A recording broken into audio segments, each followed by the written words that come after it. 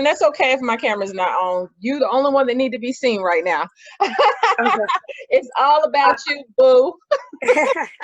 Yeah, I'll be heading downtown here soon. Okay. So I'm gonna get started because I know you just like have so much going on, just in general as a woman of impact. And I'm gonna start with the first Thank you. question. You're welcome. Mhm. Where were you? And I know, but just this is for the people that will watch this video. Where were you originally born and raised? Oh, I was born here in Charlotte, North Carolina, and raised off of Nations Ford Road and Airwood Road in a neighborhood called Windsong Trails. Okay, and you were born into you're biracial, correct? Yeah, so my dad was white. He passed away 3 years ago, and my mom is Black. Okay, what was it like growing up in a biracial family? I guess I don't really know because I don't know. I don't know compared to other families Right. because I only grew up in a biracial family. So for me, it was fine. I think, um, moms are such a huge influence on their children. Right. Uh, and, how you see the world can be shaped a lot by your mother. Right. And so I feel blessed to have a strong Black mother who was revolutionary. When my parents got married in the early 70s, the law that allowed them to get married had only been passed for a few years. Mm-hmm. And they were in South Carolina. And part of the reason why we ended up in North Carolina is because they were not accepted in South Carolina. Wow. And so it was safer for them to move to Charlotte. My mom is from Chester County. My dad is from York County, which is right over the line. But they were advised to move to Charlotte. They would still be close to their families, but would be able to blend in better in a bigger city and not cause as much ruckus with their relationship. Wow. So then y'all had those discussions early on about racism and what that looks like growing up, where We you're didn't really from. name it. So we didn't Hmm. really name it though. It was more like, my mother made sure that we understood that we were just as good as everyone else, that we were not better than anyone, Right. because it could be twofold. White people can make you feel like you're not good enough, right? Right. Because you're not all white. And Right. then you can be seen as by Black people as having better status or privilege, and it being a reality too. Not like they just saying you have a better status or privilege because you're light skinned and because of the proximity to whiteness. And Right. so the potential to feel like you don't fit in is there. But my mother never made us feel like we were different. I mean, we knew we were different, Right. but she made us feel like the different was normal. And I appreciate her for that. I appreciate her for that. So just overall, the colorism and things like that, she made it vocal that you were equal. You weren't less than or better than. Yeah, You were a human at the end of the day. yeah. At the end of the day, and that she made us watch like The Imitation of Life, and because people when we were little would ask her, was she our babysitter? And so my mother never wanted us to deny her, and we never did. I mean, when people would ask me, is that your mom? And I'm like, yeah, that's my mom, and then they would just look and they would wait for an explanation, but I would learn to not give them anything. That's Right. my mom, period. That's it. Like, I don't have to explain how she my mom. I mean, she's my mama. You Right. know. That's when you ready to fight, right? Yeah, like leave my mama out of this because she ain't got. You know what I'm saying? Like, Right. what's she got to do with anything? Nothing. So yeah, my mom was amazing. My dad though, like my dad, he was special, and I'm not saying he's a unique white person because he still had white privilege and benefited from whiteness and all of that. Right. When I say he was special, I mean that he was special in that he was born in the 40s, like a lot of other baby boomers, and raised in a very racist family, society, culture, but he didn't embrace it. That's good. That's So good. despite being, steeped in it, he rejected it. He told me that when he was little, my dad was a track and he could run really fast. And, of course he outran the white kids. And so the kids that he wanted to compete against were the Black children, because they were just as fast, if not faster. It made him more competitive, made him stronger, made him better. When he got to 10 years old, his grandmother told him he couldn't play with those kids he'd been playing with his whole life. She told him he couldn't play with them no more. And he said, why? And they said, because that's just not what we do around here. You'll get in trouble and they'll get in trouble. And it's just not how we do things around here. And I think the seed was planted that day for my dad to resist racism. You know, I think because he saw there was nothing wrong with his friends. There was nothing wrong with them. They were good children. They played together. They had good times. They had been friends for 10 years. And one day, suddenly it had to end. And so I think, you know, that shaped my dad. In Vietnam, being drafted and all of that, having to serve right alongside Black people, and probably for the first time in his life living amongst Black people, I think was very transformative for him. And so when he came home and met my mom, I think it was just a natural progression of what he always stood for, which was not that he didn't see color, because that wasn't true. He saw the color, but he didn't see any. He didn't think that their color made any difference to him. Right. Wow. So profound. Yeah. So what inspired you to become a freedom fighter where you fought resiliently and relentlessly for women, equal rights, and especially not biracial children, but children of color and women serving time in prison specifically? So all of my advocacy is born out of my own life experiences. I had to fight for my own freedom. And so because I was fighting for my own freedom, it was imperative that I show what I had learned, share what I had learned with other people who were currently experiencing what I had already experienced. I've experienced domestic violence, drug addiction, mass incarceration, being incarcerated while pregnant, just lots of bad situations. But I've always come out on the other side.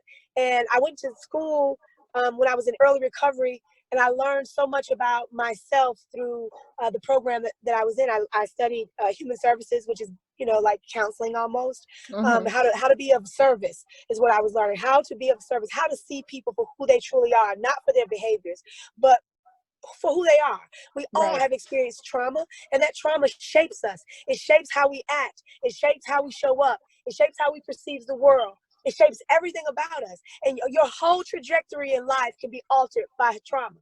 You could be on a path, some traumatic shit happened that diverts you off that path. And you may never get back to that original path. You may never get back to the original path. And so once I learned about trauma and its impact and its effects on me, I had to have compassion and empathy for myself. I had to forgive myself for all the decisions that I made, good or bad, the decisions that others made, things I had to let it all go. And I felt free for the first time, despite the fact that I was still involved in the criminal legal system. I was free despite being on probation. I was free despite the fact that I still had to go to school. You know what I mean? And so it was that freedom, that quest for liberation, the quest to lose my chains has been the driving force. And not just me losing my chains, but you losing your chains and they losing their chains, that we have nothing to lose but our chains. And I remind myself of that every single day. Matter of fact, I'm getting ready to go get it tattooed here this weekend. We have nothing to lose but our chains. That is why we fight. We are fighting towards liberation. We have to combat oppression and white supremacy, anti-Blackness, patriarchy, and paternalism, capitalism, all the forms of oppression that we exist upon today. Those things have to be fought back against. We have to beat those things back. And if we don't, then we're conceding that it's okay. And I'm never going to concede that incarceration is okay, that oppression is okay, hating someone because of what they look like or what they believe or who they love is okay. None of that is okay. People are autonomous. People are sovereign. They have the right to act in ways in which they see fit. They also have to suffer the consequences and be accountable for their decisions, but that's on them. Right. You know what I mean? And like, we don't do things to increase people's autonomy. We do things to repress people's autonomy and make them dependent upon a system that is not designed for them. And I think the average person just needs to sit and analyze, like, all of these systems and how they are impacted by those systems, and how much better life would be if we didn't have those systems, if we did have equity, if we did have justice. What if things were made right? If somebody stole your $20, they gave you $20 back and then steal again. That's justice. Not locking them in a jail cell. That ain't justice, because I still ain't got my damn $20. Hell. Big facts. I want my damn money. Hell, I don't want them to sit up in that jail and I got to pay for them to be there. I want my money, or I want to beat their ass one. Whatever your form of justice is, you can't get that if they in jail. That's right. Hello. That is right. So when did you realize that this systematic change was not an overnight fix? I think just like my road to, it took me 8 years to get out of a domestic violence relationship. Right? It wasn't an overnight success. I suffered from a crack addiction for 7 of those 8 years. Mm-hmm. It wasn't an overnight success. So I guess I just know that anything that has ever been worth it. When I went to school, I went and got an associate's, a bachelor's, and a master's, and it took 6 years. You see what I'm saying? So here we go, 8 years, 7 years, 6 years.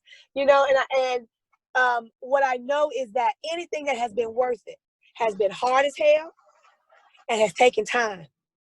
But the reward in the end has always been worth it. What I have today, Tawanda, I have a beautiful life today that you could not have convinced me that I would have had 11 years ago, when I was locked up in that jail cell on a bail that I could not afford, pregnant with a set of twins I didn't know I was having, with homeless, nowhere to go, destitute, facing charges.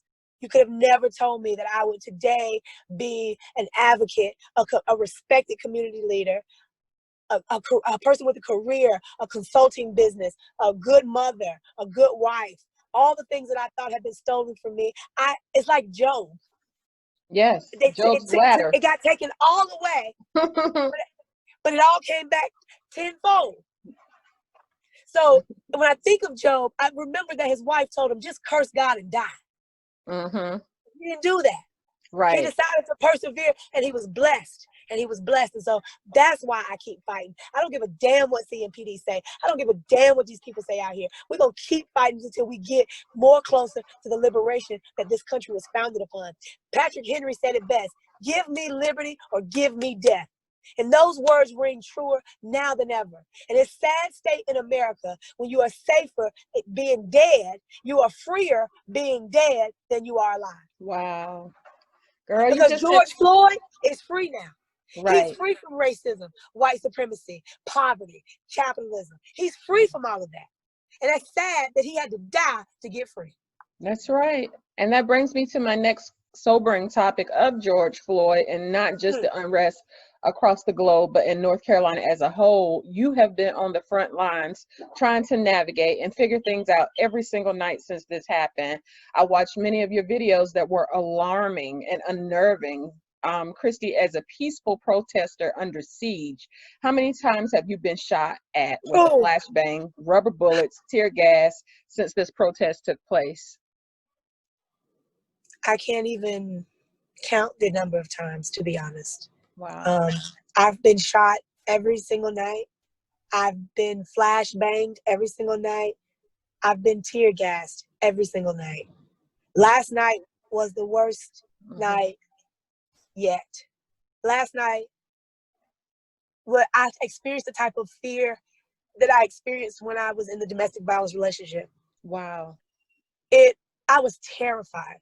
I couldn't breathe. I couldn't see anything. My good friend Justin from Queen City Nerve, who was also live recording, I got separated from him. We had been together, since day one. We were on Babies Forward Road together. You know, so I look for him in other media when I'm out there, because we all look to each other for, they're out there too. They're sweating. They need water. They need fruit. So all the aid that we have coordinated for ourselves also needs to happen to the media, because we need the media to tell the story. Right. We need them for accountability and transparency purposes. And so I was terrified when I couldn't find Justin, and I think he was going into a garage. And now I'm from the hood. Right. And that garage had one little door, and I couldn't see another exit. So, I know better than go in the door. And I couldn't breathe, so I couldn't even tell my friend, let's not go in there. You know what Right. I mean? I couldn't even say, hey, no, y'all. I couldn't talk. I couldn't do anything. I was gasping. And I thought, I'm going to not make it. So I had to literally run towards the police, despite the fact that they were shooting me with pellets and bullets and all these rubber bullets and pepper bullets. Despite that, I had to run past them just to get to air, and they lit my ass. Oh my up. God. They lit me up. I have bruises the size of this right here, which is like a mobile battery pack. I got bruises bigger than this on me. Wow. Bigger than this, covering my legs. Several spots on my legs, on my arms. That one right there, on my chest. They just ta ta ta ta ta. I mean, girl, I got hit in the head with they did a flash grenade, a flash bomb or whatever they call it, a flashbang, and it whatever little shrapnel came off of it hit me in the back of the head. I've been hit with rocks. You talking about the police talking about they got hit with rocks. I got hit with a rock. You feel me? So like I got hit with a water bottle when somebody throws it. You know what I mean? Right. And so like they always act like they're the victims of this grand violence against them, but they got riot gear on. They got body armor on. We out there with nothing, and we are peaceful protesters. I am a habitual felon, Tawanda. I cannot carry, possess, look at, be near a firearm. So they know good and damn well Kristie Puckett Williams ain't never got a gun, knife, or nothing. I already know my history and I know my potential. So I leave the weapons at home. I do. It ain't nothing. I keep a phone and a bottle of water. Right. Wow. That's it. And my mouth, because you know I cuss their ass out. No, yeah, you were cussing them out. Why not? Why not? They killing us. So you mean my cussing you out is worse than y'all killing us with state-sanctioned violence with impunity? Right. That's right. That's worse. So my words is worse than your actions? Get out of here. I ain't trying to do that. That's a false narrative. That's gaslighting. That's what abusive boyfriends do to their girlfriends. Beat them up and buy them some flowers and tell them it's going to be okay the next day. Or them to say, if you would stop doing this, then I would stop doing that. No. Right. No. Absolutely right. I mean, you've been getting lit up since Friday. Like, I'm probably... You've been getting tore up, and you know, when you cried, that just broke my heart, because I'm like, you just walked into a line of fire and didn't even know what was going on, just trying to protect the people that were there for the protest on the first night. So why was last night so different than those other nights? It was the use of force that CMPD displayed early. So I told everybody, if you go back through my lives, I mean, I know sometimes it's long periods of silence. Sometimes it's me having these off-camera conversations. Sometimes it's the police action. You know what I'm saying? But if you go through them, you can hear like these moments of clarity where I succinctly break down like how they're moving and how they. So one night, I think it was like Tuesday night. What's today? Today's when no, it hadn't been Tuesday night, so it had to be Monday night. I was like, so Friday night. They was just marching and saying, like walking, saying move. Saturday night, same thing. Sunday night, they were jogging towards us. Wow. Monday, they was full out running. So I watched the progression of their escalation of their tactics. So I knew Tuesday was going to be different, period. I came out there with a hard hat. That was the first time I had a hard hat on, right? Right. Because I knew it was going to be something. Right. I knew it was going to be something because I watched them. See, they surveil us, but you got to surveil them too. That's really my point in being out there. I go back and I watch my videos over and over again. I listen to their radio calls, their hand signals, they this, they that. The same way they study us, you got to study them. Right. So I'm looking at how they move, and I know when they start moving officers around and doing this, they get ready to either come out and grab somebody to arrest their ass, or they get ready to start shooting our ass. One of the two is getting ready to happen when they start moving around. You know what I'm saying? And so like just being alert to those type of things, and then also trying to let people who first night out there. So I have a responsibility now, because now I got people walking up to me and saying, I came out here because of you. And I'm like, oh shit, now I feel responsible for all these people who are coming out because they watch my videos. So now they're coming out to be with me in solidarity, and now they're in danger. So I feel a duty to tell them, hey, listen, this is that. I tell people, you heard me tell people last night, don't come up here. Right. Do not come up here. And despite the fact that we needed them bodies up there, we needed people, but don't come up here, because I can't in my good conscience tell you to come into this situation when I know how dangerous it is. Right. I know how dangerous it is. I am either really naive or I just don't give a fuck, excuse my language. And it's really the latter. I'm not naive. I just don't give a fuck no more. I can't keep living like this. My children can't live like this. Your children can't live like this. I got a black husband, dark-skinned man, who is always profile. He's a big black man. You know what I'm saying? So he's always treated some type of way. And so I used to grow through life kind of, you know, with light skin privilege a little bit. I ain't gonna tell no lie. Like, oh yeah, it's bad, but you know, it'll be fine. Not cavalier about it, but like that people wouldn't treat me bad. You know, that wasn't my experience. Right. But being married to my husband and listening to his experiences, I just have to make sure that I use every bit of my proximity to whiteness to make sure that he feels more comfortable in this world. Right. That's my job. I love him. I love him a lot. And I don't like the fact that people can't see him for who he is or how I see him just because he's a dark-skinned black man. Right. That's no good. You are battling so many fights right now, so many wars fighting through. I think you are so courageous for what you do, what you have done, what you continue to do, even when no one is keeping score. That's so important. Moving forward and after the raw emotions and anger subsides, especially in our Black community about George Floyd, and when this topic is no longer popular, what do you need to say to the Blacks, the Browns, the white people, city leaders, and the celebrities that have joined in on the fight against racism and police brutality?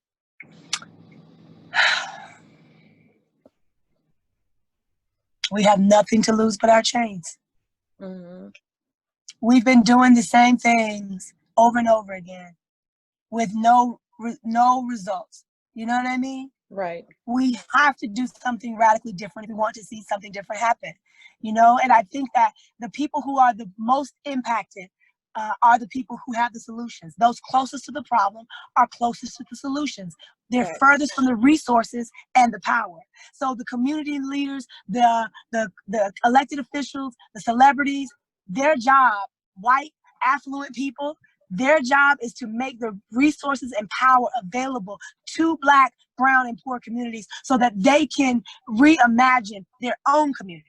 They are the stakeholders in the community. They can decide how their community looks, how it's run, what happens there, what doesn't happen there. That's what needs to happen. We need to divest from and defund the police department and invest and fund our schools, community centers, mental health, you know, just with people, expansion of Medicaid. All of those things need to happen so that people have a fighting chance. We know that people have to have their basic needs met if they are going to be on the pathway towards autonomy. You know what I mean? People can't think about being lawful or any of that if they're hungry, if they don't have a place to sleep. I watched the police this week because they were so busy trying to move me, made people who sleep on the benches uptown get up. Wow. That's crazy. They made the homeless, our houseless neighbors get up because they're so busy trying to move my Black body and the bodies of other activists that were out there. It's ridiculous. There's been people been sleeping there for 2 years, 10 years, however long they've been sleeping there. And here you come and you're gonna make them move too. And then we trying to scramble and help them gather all their life belongings, and they're giving us 3 seconds to do so without hitting us with their bikes. So the narrative, the truth of the inhumaneness that exists within policing and within the criminal legal system needs to be exposed, because that same cruelness exists in our healthcare system, in our military system, our educational system. Anti-Blackness and white supremacy exists in all systems. And if we're going to really truly eradicate it, it's not enough to say, oh, to call out racism. We have to actively be anti-racist. Right. That's right. And that's what we don't need implicit bias training anymore. We need anti-racism training. And we need to hold people fully accountable for their racism and their prejudices. They just need to be held accountable for it. That's fine. You can be racist, but you won't work here. Right. That's it. I mean, and then when they figure out they ain't gonna be able to work nowhere, they'll figure out how to check that racism. Maybe they can be humble, but as long as we keep on not holding them accountable and allowing them to continue, why would they change? So really, our elected officials, the duty is on them to make sure that their policies that they are creating and the power that they're freezing in time with those policies because policies and laws is a legislator or a lawmakers or policymakers. That's their power being frozen into time when that policy or that law is implemented and passed, right? And so they have to make sure that the things that they're implementing and getting passed are things that are equitable and inclusive. That's right. That's it.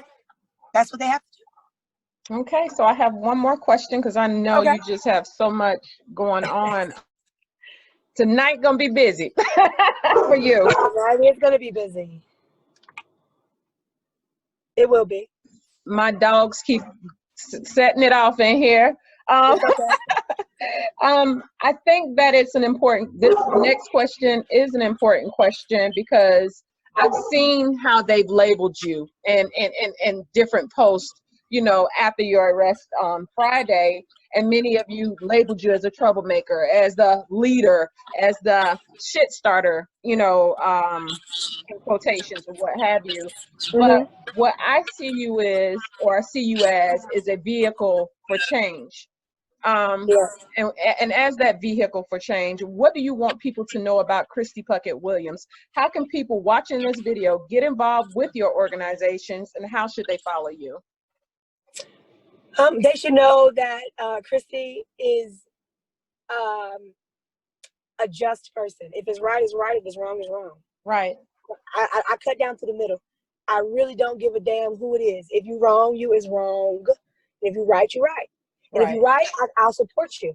I don't believe in friends or enemies. It's issues and impact. That's right.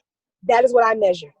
The issue, the impact of that issue, the decision, and the impact of the decision. That's it. If you are on the right side of the issue and the right side of the impact, you ain't never got to worry about Kristie Puckett Williams. But if you're wrong, I'm coming for you.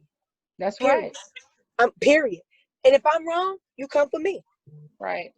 That's it. But they can label me whatever they want.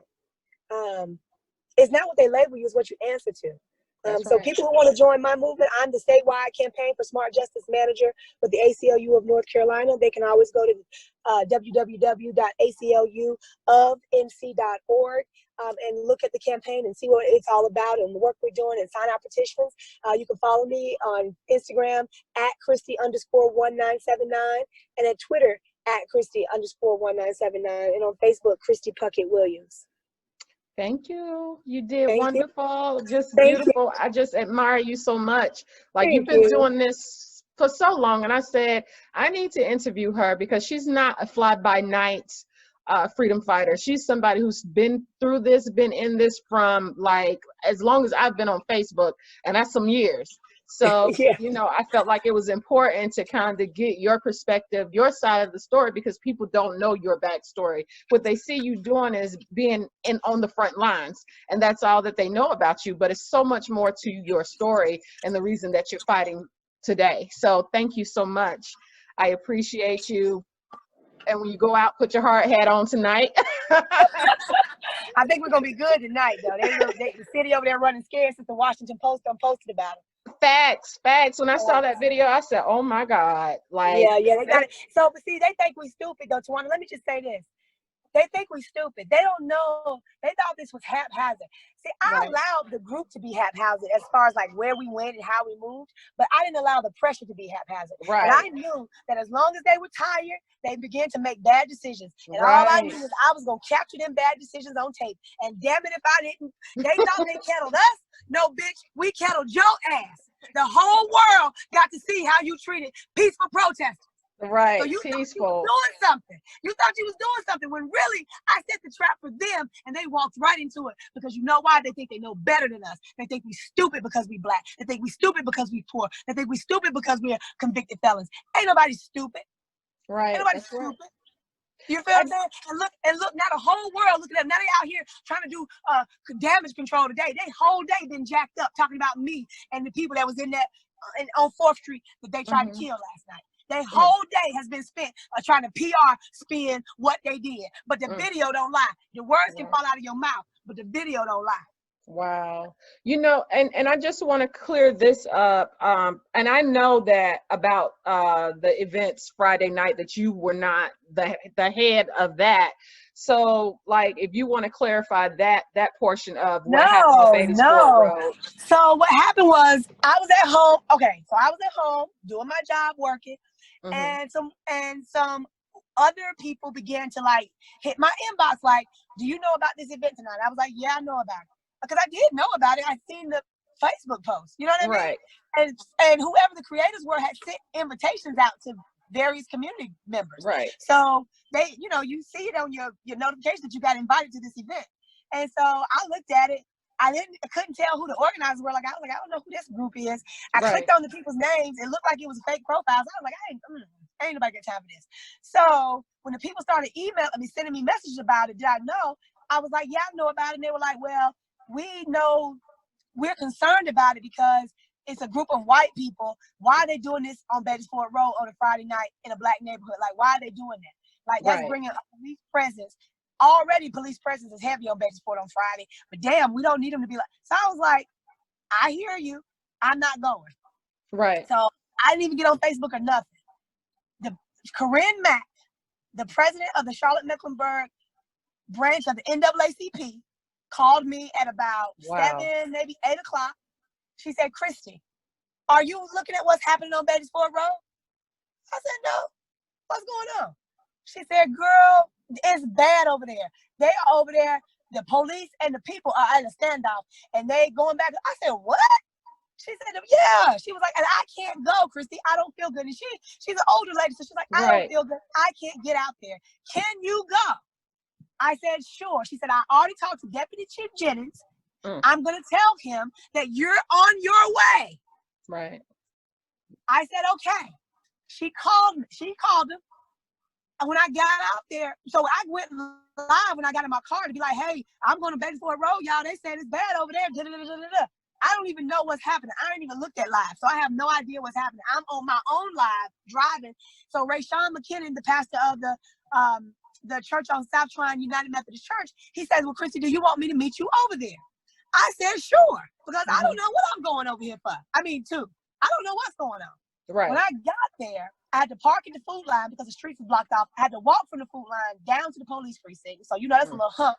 Right. And by the time I got there, that's when I met up with Braxton Winston. I was like, Braxton, what's going on? He was like, Kristie, this is crazy. I don't know what's going on. I mean, you know what I'm saying? Like, I don't know what's going on. Because we really didn't. We were like, what is this? So the police were in the riot gear by the time I got there, but they weren't in the middle of the street. They were just surrounding the police station. And then I got it on video. The crowd was quiet. Nothing was happening, but people were yelling like, fuck 12, fuck 12. And a CMPD officer picked up, threw a flash grenade. I got it on video. He threw the flash grenade into the crowd. Okay. The people started running into and then that's when CMPD moved into the street. Wow. That's when the people began to be toe-to-toe with the police. So if you watch my live, the entire time I'm telling people, don't do it. Don't give them your body. Do not touch them. Do stand back right here. Do not do it. Because you have people that was really ready to pop off on them. And me and Braxton were like, nah, y'all, let's not do that. You can protest. We wasn't saying don't protest. We wasn't saying don't cuss them out. Don't say what you got to say. But it's also like know the boundary so that they don't snatch your ass up and arrest you, right? Right. We were there for about an hour and a half, 2 hours. Then we saw them putting their gas masks on. And then Braxton Winston put his gas mask on. And he said, Kristie, you need to get your mask on. And he said, they get ready to gas us. I said, they get ready to gas us?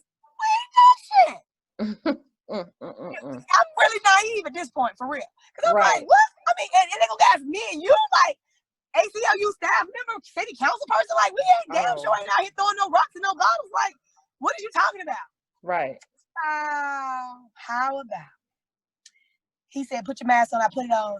They threw the gas. They threw the gas and immediately shot me in my thigh at very close range. And I mean, that shit. And then they threw something, a flashbang at my feet that burned my feet. So I had on Crocs because I wasn't really planning on doing that. I had on Crocs. Right. And, you know, I would have had on tennis shoes if I had known it was going to be real. And, then so when the sparks flew and it burned my feet up. Then they shot my foot with a pepper ball, and the powder from the pepper ball got inside the burn. So I was that's why I kept saying, damn, my foot is on fire. Right. It's because I got burned, but the open wound also had pepper powder going into it, unbeknownst to me. So about 15 minutes after they gassed us, that's when they took Braxton and arrested him. And then about 15 minutes after they arrested Braxton, that's when they got me. We hadn't done anything. And from my understanding, when we got arrested, that's when things got really bad. According to the other members of the press. So yeah, it was bad. Yeah, it was terrible. Just from the outside looking in. So for people, and I know I said that was my last question. This really is my last question, I promise. Okay. For the people who don't know the difference between a protester and a rioter, what is the difference? Well, I don't say that there's no real difference, because a protest, a riot, an uprising, all are appropriate forms of resistance to oppression. If we weren't being oppressed, if George Floyd wasn't dead, then we wouldn't be marching. Right. So that's what a gaslighter does. Gaslighting tries to manipulate you into believing that, you know, this situation is your fault. It's due to your behavior. And we have to get back to the original. If they hadn't killed George Floyd, we wouldn't be marching. If Black Lives Mattered, we wouldn't be marching. Period. That's it. So if you don't want to protest, make Black Lives Matter. If you don't want to protest, stop killing Black people. That's it. It's simple. It's not rocket science. But they make it like it's difficult and like they're the victims of some kind of coup of the people against the authority, when it's in reality, they are the ones that are harming us. There ain't no CMPD officer got bruises on them from peppers, bullet, none of that. Right. They ain't got no bruises. They feet hurt. They butt hurt from riding them bikes all up and down the hills all damn night, because we walk them uptown, downtown, around town, uptown, downtown, around town, uptown, downtown, around town. I walked 40 miles since Friday. Wow. 40 miles I've walked between Batesford Road and downtown. 40 of them. I'm going to walk probably 10 to 12 more tonight. Well, I am so proud of you for standing up and just holding your own and being who you said you were the first time. Like you've never wavered. You've been the same person since, like I said, since I've been on Facebook, and I just admire you for being such a strong Black woman, a strong biracial woman, you know, just like choosing to do the right thing. Because some people are, it's a choice. Yeah, it's a choice, and they're afraid to have that conversation. I see, and it's not that conversation that many people want to have, but I'm glad that you approach it head first. So thank you so much for being transparent and just sharing your truth. So thank you. I really appreciate you for having me. You're welcome. So be safe tonight, and I'm just so proud of you, and that's all I have to say. Thank you so much, Tawanda. I'll talk to you soon. Bye. Bye-bye.